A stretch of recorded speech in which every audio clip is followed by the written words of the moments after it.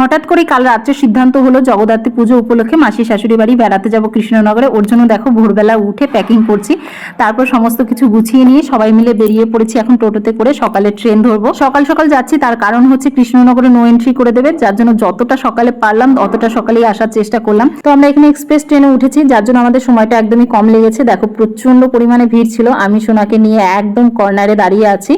রাস্তায় প্রচুর পরিমাণে ভিড় ছিল। তো যাই হোক, ভিড় ঠেলে আমরা চলে এসেছি মাসি শাশুড়ি বাড়ি। মাসি বাড়ি এসে দেখছি যে মেশো একা বাড়িতে আছে, মাসি গেছে মায়ের পুজো দিতে।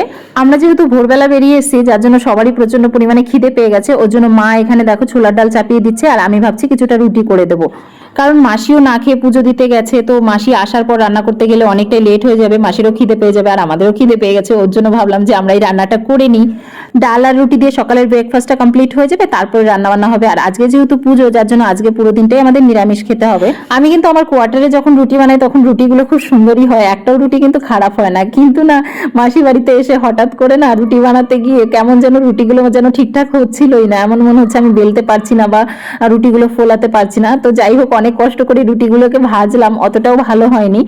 তো যাই হোক, যেমন হয়েছে তেমনটাই সবাই খুব ভালো মনে খেয়ে নিয়েছে, সবাই বলেছে ভালো হয়েছে। তো এদিকে দেখো মাসিও চলে এসেছে, আর মাসি প্রসাদ নিয়ে এসছে। সত্যি কখনো কল্পনাই করতে পারিনি যে এখানে এসে বুড়িমার দর্শন পাবো বা বুড়িমায়ের প্রসাদ গ্রহণ করতে পারবো। তো যাই হোক, কপালে ছিল বা বুড়িমার টান ছিল বলেই হয়তো পেয়েছি। তো এখানে সবার খাওয়া দাওয়া হয়ে গেছে, লাস্টে আমরা তিনজনা খাচ্ছি। সবাই মিলে একসাথে থাকার আনন্দই আলাদা। দেখো সবাই মিলে একসঙ্গে বসে সারাক্ষণ শুধু গল্পই করে যাচ্ছি, আর সত্যি প্রচন্ড আনন্দ হচ্ছে। আর অনেক দিন পর আমরা সবাই মিলে একসাথে হলাম।